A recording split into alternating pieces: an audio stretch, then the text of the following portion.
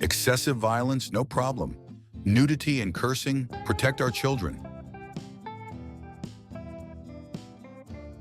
Having children pledge allegiance to the flag every morning or so. Ridiculously long elections and treating elections like sporting events. For-profit healthcare. The price tag on items is not the actual price. Commercials for medicine, prescription medication specifically. Ads for boner pills and depression medicine, etc. Bombarding all ages all day long. Having you 100,000 plus tell we're dead as an 18-year-old just for going to school. Carrying visible guns in public. Military recruitment centers and schools. General worship of those serving or who have served. Our portion sizes. Other countries literally have American as a size option. In Sweden, you either take your shoes off when you enter someone's home, or we saw your dirty fecking feet off. Tipping. Cheese in a can, what the Sid America. Smiling at strangers. Back in high school, I spent some time in St. Petersburg, Russia as a short-term exchange student. As someone ethnically ambiguous, I assume most Russians would think I was from one of the Central Asian republics, like Uzbekistan. Nope, they guessed American every time. Olga, how does everyone know I'm American? You smile too much and have good teeth. You can get fired for any reason or no reason, just if the boss feels like it. From an external point of view, that's feck up. Going to work must be terrifying each day, knowing that something like wearing the wrong shoes or whatever could get you sacked on the spot. The car is the priority on the road. In the UK, we have a policy that the more vulnerable the road user, the more rights they have. Therefore, people have the most rights, then horse riders, cyclists, bikers, cars, and so forth. I love explaining to non-Americans that we can go buy beer, food, televisions, and guns at the same store. Wearing the flag as a bathing suit. Waiters bothering me while eating and bringing me the bill without asking for it. Saying, "How are you?" as a greeting, not a question. Mobility scooters and wheelchairs for obese people who are capable of walking.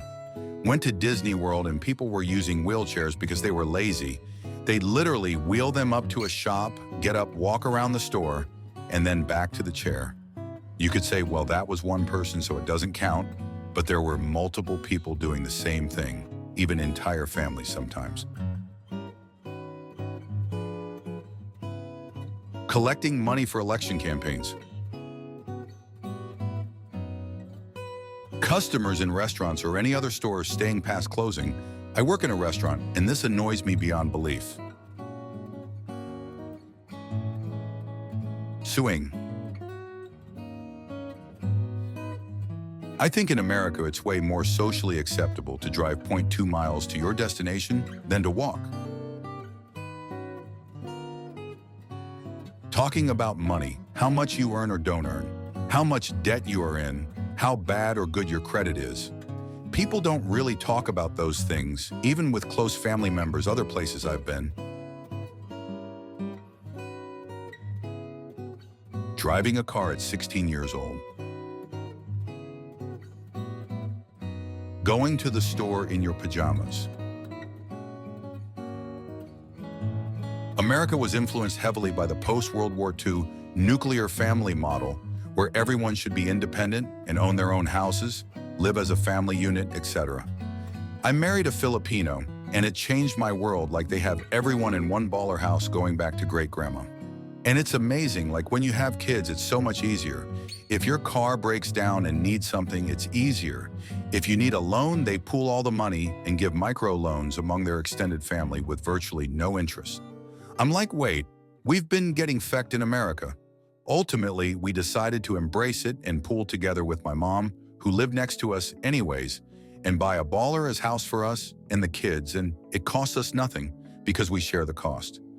She left, and now I'm stuck living with my mom in my 30s until I can refinance or sell, but still was worth it. I don't know about every single place in the world, but compared to a lot of Asian cultures, the way Americans treat moving out of our parents' home as a huge achievement is pretty weird.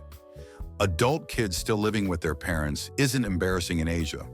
In America, it's still considered somewhat weird, although it's getting more common for financial reasons. Ads that compare one brand to another openly, like Duracell versus Energizer, rather than brand X. In many African countries' cultures, looking at someone dead in the eye when talking to them, particularly adults, is very, very rude. In Marika, looking an adult in the eye is a sign of respect, confidence in the speaker.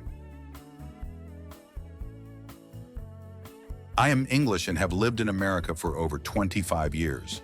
As a nosy person, I adore the way Americans will show you the interior of their houses. In England, the deeply curious usually find themselves in a locked bathroom, examining the contents of the host cabinet. This is the last resort for the nosy person, as access to the rest of the place will not be encouraged. Americans will walk you around the house from top to bottom and show you everything. In England, you only get to do that when you know your host very well indeed. Spelling bees.